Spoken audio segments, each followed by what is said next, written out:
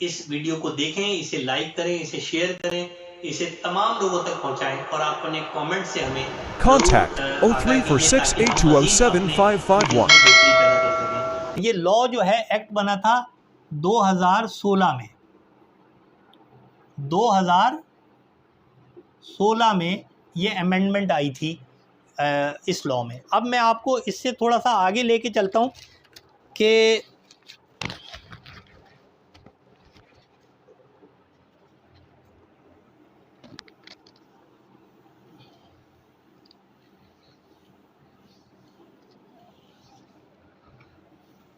इसका प्रोसीजर क्या है।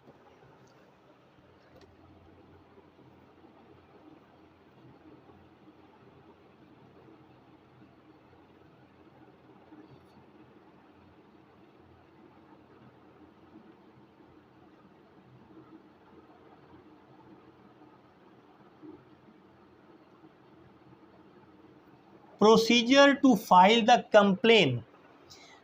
यहाँ पर डिस्ट्रीब्यूशन कंपनीज जो हैं वो गलतियाँ कर जाती हैं जिसकी वजह से आगे चल के उनको रिलीफ नहीं मिल पाता। तो इसमें हम आपको ये बताएंगे कि डिस्ट्रीब्यूशन कंपनी को क्या करना चाहिए। ठीक है, नंबर 1 प्रोसीजर पे। अब दो किस्म के लोग होते हैं, वो दो किस्म के, एक होता है इलेक्ट्रिक का जो आउटस्टैंडिंग ड्यूज़ हैं उसके बहुत चढ़े हुए हैं, 5 लाख 10 लाख 12 लाख 14 लाख, 10 साल से पेमेंट नहीं की, 12 साल से पेमेंट नहीं की, 16 साल से पेमेंट नहीं की। तो जब उसके आउटस्टैंडिंग बहुत बढ़ जाते हैं तो डिस्ट्रीब्यूशन कंपनी जो है वो उसको एक नोटिस भेजती है, सेक्शन 24A का नोटिस। ये 7 डेज़ नोटिस होता है। उसको नोटिस भेजा जाता है कि जनाब आपके इस कंज्यूमर नंबर पर इतना बिल चढ़ा हुआ है, आप 7 दिन में आके ये सेटल करें वरना आपकी लाइट को डिस्कनेक्ट कर दिया जाएगा। तो ये 24A का नोटिस जो है वो बहुत इम्पॉर्टेंट होता है। अक्सर डिस्ट्रीब्यूशन कंपनीज़ ये नोटिस नहीं दे पाती और वैसे ही जाके लाइन डीसी कर देती हैं। हालांकि डीसी करने से पहले, डीसी मींस डिसकनेक्शन करने से पहले ये नोटिस देना मैंडेटरी होता है। इसके 7 दिन में अगर कंज्यूमर राब्ता नहीं करता तो फिर दूसरा स्टेप डिस्ट्रीब्यूशन कंपनी करेगी, डिसकनेक्ट द लाइन। अब लाइन डिस्कनेक्ट करेगी जाके और उसका क्या करेगी, रिपोर्ट तैयार करेगी। डिस्कनेक्शन, फ़र्ज़ करें कि मेरे ऊपर 12 लाख रुपए ड्यूज़ चढ़े हुए थे, मुझे के इलेक्ट्रिक ने 24A का नोटिस दिया, 7 दिन का टाइम दिया, मैंने कांटेक्ट नहीं किया, तो फिर के इलेक्ट्रिक आई और उसने मेरी लाइन को डिस्कनेक्ट किया, मीटर में से आउटगोइंग को निकाला, इनकमिंग को निकाला, और फिर रिपोर्ट में क्या लिखना है, मीटर की रीडिंग कि जिस टाइम हमने आज मोरखा 27 अक्टूबर 2023 को 1 बजे दिन हमने कामरान शहजाद सिद्दीकी का मीटर डिस्कनेक्ट किया ड्यू टू आउटस्टैंडिंग ड्यूज़, और इस टाइम मीटर की रीडिंग ये है, तो वो मीटर की रीडिंग नोट करनी है और डिस्कनेक्शन ऑर्डर, डिस्कनेक्शन रिपोर्ट तैयार करनी है, उसमें मीटर की रीडिंग लिखना ज़रूरी है। अब उसके बाद क्या होगा, तीसरा स्टेप आ जाएगा। जब वो डिस्कनेक्ट करके चले गए तो अब या तो मैं गैर कानूनी तौर पे मीटर को रिकनेक्ट करूँगा या मैं लाइन से कुंडा लगाऊंगा, तो दोनों चीज़ें जुर्म हैं और दोनों चीज़ों में मुझ पर के इलेक्ट्रिक जो है वो या वापडा का कोई भी इदारा झेली जो है वो मुझ पर कंप्लेन फाइल कर सकता है।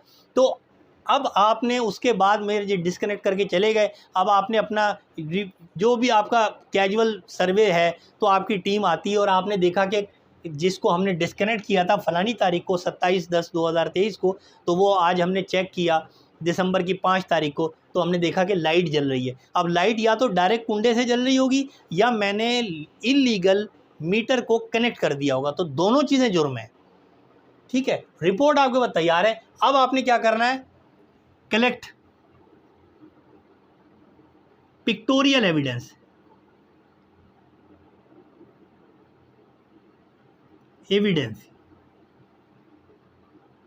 यानी कि आपने देखा कि कामरान सिद्दीकी का मीटर चल रहा है या लाइट जल रही है। अब आपने सबसे पहले मीटर की तस्वीर लेनी है, कलर्ड तस्वीर, और आपके पास वो कैमरा हो जो डेट दे रहा हो। मीटर की आपने तस्वीर लेनी है, और अगर कुंडा लगाया हुआ है तो आपने कुंडे की तस्वीर लेनी है कि यहाँ से कुंडा आया और ये इनके रोशनदान से, इनकी खिड़की से, इनकी बैल्कोनी से, इनके गैरेज से तार अंदर चला गया। अब उस तस्वीर में तार का कलर भी आ जाएगा, तार पीले रंग का है, लाल रंग का है, काले रंग का है या नीले रंग का है, जो भी कलर है तार का, तो वो तार आ जाएगा। आपने एविडेंस पहले तस्वीरें ले ली, उसके बाद आपने मेरा डोर नॉक किया। आपने जब डोर नॉक किया तो जब बाहर आए हम, तो आपने क्या किया, सेक्शन 20 का नोटिस दिया। सेक्शन 20 क्या है? इंस्पेक्शन।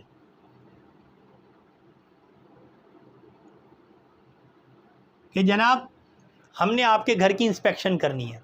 सेक्शन 20 का आपने नोटिस दिया, उस नोटिस में डेट और टाइम मेंशन होगी, और जो भी वहाँ टीम का हेड होगा वो अपने सिग्नेचर करेगा। अच्छा, इसमें एक गलती ये होती है कि हमारे पास फ़र्ज़ करें कि राशिद के नाम का मीटर है, 20 साल पहले राशिद ने मकान बना के मीटर ख़रीदा था, से 6 साल पहले राशिद जो है वो मकान बेच के चला गया या फौत हो गया। अब मैं या तो राशिद का बेटा हूँ या मैं नया परचेज़र हूँ, तो चूँकि ये भी वापडा और के इलेक्ट्रिक दोनों में मीटर को चेंज करने का बड़ा लेंथी प्रोसीजर है और लोग केयरलेस होते हैं, तो लोग भी मीटर अपने नाम पे ट्रांसफ़र नहीं करते, तो मीटर पुराने मालिक के नाम पर ही चल रहा होता है, जो या तो मरहूम हो चुका होता है या बेच के जा चुका होता है। तो हम क्या करते हैं, चूँकि के इलेक्ट्रिक या वापडा के पास कंज्यूमर का वही डेटा होता है जिसके नाम पे मीटर लगा था 20 साल पहले, 30 साल पहले, 40 साल पहले, तो हम उसी के नाम का सेक्शन 20 का नोटिस दे देते हैं। होना ये चाहिए कि हमारा जो के इलेक्ट्रिक या डिस्ट्रीब्यूशन कंपनी का स्टाफ है वो नॉक करे, जो बाहर आए उससे पूछें जी यहाँ पे कौन रहता है। तो अब चूँकि माशरे में झूठ आम है, तो जो बाहर आएगा वो भी झूठ अपना नाम बताएगा। ला महला करें हम ये कि सेक्शन 20 का नोटिस या तो हम उसके नाम पर दें जो घर में रह रहा है, और फिर नहीं तो ठीक है, आपके पास जो भी रिकॉर्ड है आप उसके नाम पर सेक्शन 20 का नोटिस दें। उसके बाद आपने क्या करना है, आपने IRB बनानी है, अपना सर्वे करना है। ठीक है, सर्वे करना है आपने, SIR, सर्वे इंस्पेक्शन रिपोर्ट, सर्वे इंस्पेक्शन रिपोर्ट। होता यह है कि लोग इंस्पेक्शन की इजाज़त नहीं देते, घर के अंदर घुसने की इजाज़त नहीं देते, तो जाहिर है आप ज़बरदस्ती नहीं कर सकते। आप बोलेंगे हमने सर्वे करना है, अगर वो करवा देता है तो वेल एंड गुड, अगर वो नहीं करवाता तो हमने झगड़ा नहीं करना। हमने क्या करना है, हमने सिर्फ ये देखना है कि तकरीबन फ्लैट है, घर है, तकरीबन कितने गज का होगा। अब आपने SIR बनानी है, SIR आपने खुद बनानी। अगर वो आपको सर्वे करने दे रहा है तो आपने अंदर जाना है, आपने कनेक्टेड लोड देखना है। कनेक्टेड लोड, कितने पंखे लगे हुए हैं, कितने फ्रिज हैं, कितने डिफ्रीज़र हैं, कितनी वॉशिंग मशीन हैं, कितने मोटर लगे हैं, कितने बल्ब हैं, कितनी ट्यूबलाइट्स हैं, कितने LED लगे हुए हैं, क्या चीज़, कितने AC लगे हुए हैं, इसको कहते हैं कनेक्टेड लोड। तो आपने वो लेना है। लेकिन अगर आपको इजाज़त ही नहीं दी सर्वे करने की तो आप नहीं ले सकते, तो आप अंदर नहीं जाएंगे। फिर आप SIR कैसे बनाएंगे? आप फिर SIR में 3-4 चीज़ें, एक तो आपने डिस्क्रिपेंसी लिखनी है लाजमी, याद रखिएगा। SIR में गलतियां होती हैं, डिस्क्रिपेंसी ज़रूर लिखनी है कि चोरी क्या क्या इलीगल यूज़ है मीटर का।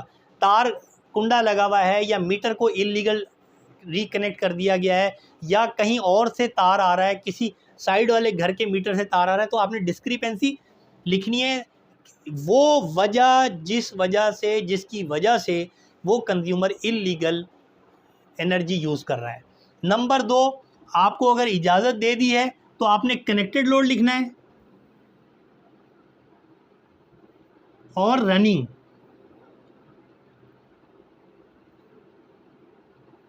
अगर आपको इंस्पेक्शन की इजाज़त दे दी तो आपने कनेक्टेड लोड भी लिखना है और रनिंग लोड भी लिखना है। अच्छा, और अगर आपको सर्वे की इजाज़त नहीं दी तो आप कनेक्टेड लोड नहीं लिख सकते, आपने अंदाज़न लिखना है 120 गज का घर है, 3 मरले का है, 5 मरले का है, 10 मरले का है, 1 ग्राउंड प्लस 1 है, या एक फ्लैट है, या 80 गज का है, या 60 गज का है, या आपने अंदाज़न। अब ये भी मैं आपको बता दूं, अगर मकान के दरवाजे पे प्लॉट का नंबर लिखा हुआ है R128 तो इसका मतलब 120 गज का है। ठीक है। अगर लिखा हुआ है L128 तो 80 गज का है। अगर लिखा हुआ है R128 तो 120 गज का है।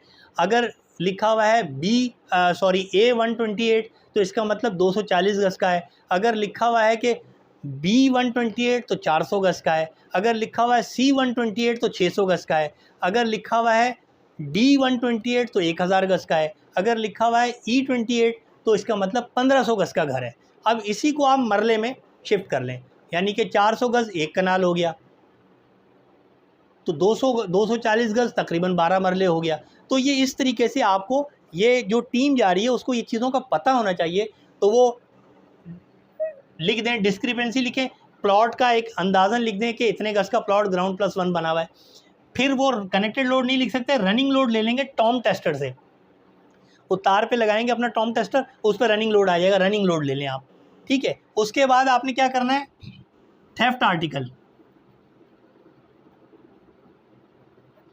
वो तार आपने उसका लिखना है कि हमने नीले रंग का तार, पीले रंग का तार, लाल रंग का तार। अब उसका क्या लिखना है, तार का लेंथ, गेज, कलर, ये लाजमी लिखना है। उस तार 20 फीट का था, 30 फीट का था, 50 फीट का था, 100 फीट का था, 10 फीट का था, लेंथ लाजमी लिखनी है आपने अपनी SIR में। गेज 16 mm का तार था, 729 का था, 329 का था, 744 का था, आपने वो लिखना है। और कलर नीला, पीला, काला, हरा, ये लिख के आपने अपनी SIR में लिखना है कि हमने ये तार भी रिकवर कर लिया है। और उस तार को आपने सील करके, वो केस प्रॉपर्टी हो गई। उसके बगैर आपका केस बिल्कुल ज़ीरो पे खड़ा हुआ होगा। तो आपने ये डिस्क्रिपेंसी ली, कनेक्टेड और रनिंग लोड लिया, थेफ्ट आर्टिकल लिया, ये आपको लाजमी काम करना है। उसके बाद छठे नंबर पे आपने क्या करना है, वहीं पर या अगले दिन नेक्स्ट डे, अब ये आपने कर लिया, यहाँ से थेफ्ट आर्टिकल ले लिया और आप आ गए। नेक्स्ट डे या 2 दिन बाद आपने चैप्टर 9.1 CSM का नोटिस देना है कि जनाब हमने फ़लानी तारीख को आपका घर चेक किया, इलीगल यूज़ पाया गया, ये SIR हमने। अच्छा, SIR में भी अगर कंज्यूमर साइन करता है तो वेल एंड गुड, अगर नहीं करता तो आपने रीज़न लिखना है कि कंज्यूमर रिफ्यूज़ टू साइन। ज़ोर ज़बरदस्ती नहीं करनी, लेकिन ये चीज़ें आपने लिखनी ज़रूर होंगी, ये चीज़ें आपको लिखनी ज़रूर होंगी। उसके बाद चैप्टर 9.1 का आपने CSM का नोटिस देना है कि जनाब आपकी ये डिस्क्रिपेंसी पाई गई है, आप विदिन 7 डेज़ आके ऑफिस में इस मैटर को सेटल करें। वो अगर नहीं आते तो फिर आपने 7th नंबर पे क्या करना है कि आपने फाइनल नोटिस देना है अंडर सेक्शन 26(1) का। ये आपको 7 दिन का नोटिस लाजमी देना है कि जनाब, अब इसमें आपको क्या लिखना है, इसमें आपने इलीगल यूज़ का लॉस भी लिखना है, और अगर कोई आउटस्टैंडिंग ड्यूज़ पड़े हुए हैं 13 लाख, 15 लाख, 17 लाख, तो वो टोटल अमाउंट आपने लिखना है। क्योंकि जब आप कंप्लेन में जाएंगे तो 462N में आप रिकवरी कर रहे हैं, तो रिकवरी में आपने डिस्क्रिपेंसी का लॉसेस भी लिखना है, और साथ में आपने वो जो उसका आउटस्टैंडिंग पड़ा हुआ है 10 साल से, 5 साल से, 7 साल से, वो भी लिखना है आपने। तो ये करके आपने कंप्लीट कर दिया। अब आपने कंप्लेन तैयार करनी है। 7 दिन के बाद भी अगर वो नहीं आता है तो अब आपने कंप्लेन फाइल करनी है। अब जब आपने कंप्लेन फाइल करनी है तो आपने कंप्लेन के साथ क्या लगाना है, कंप्लेन ड्राफ्ट कर दी।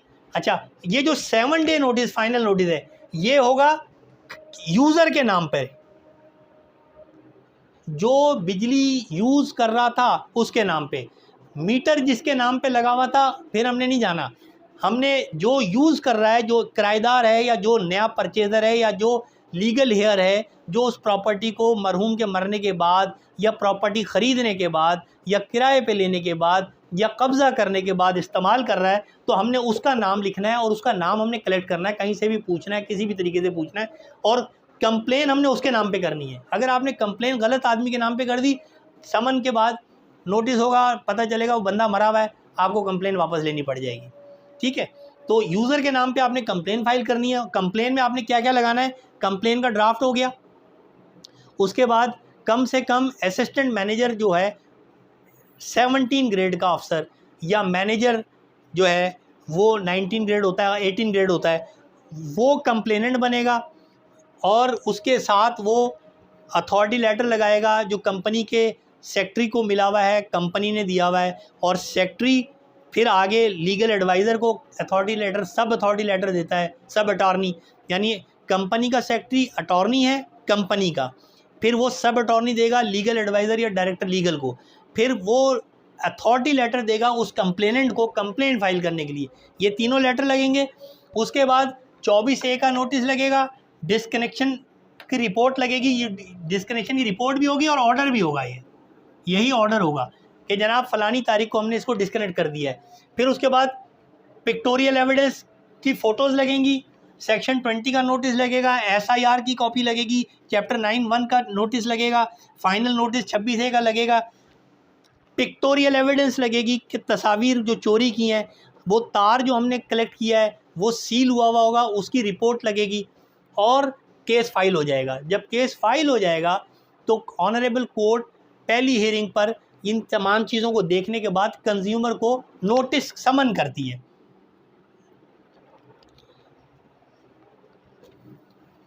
अब कोर्ट क्या करेगी, कोर्ट प्रोसीडिंग बता रहा हूँ।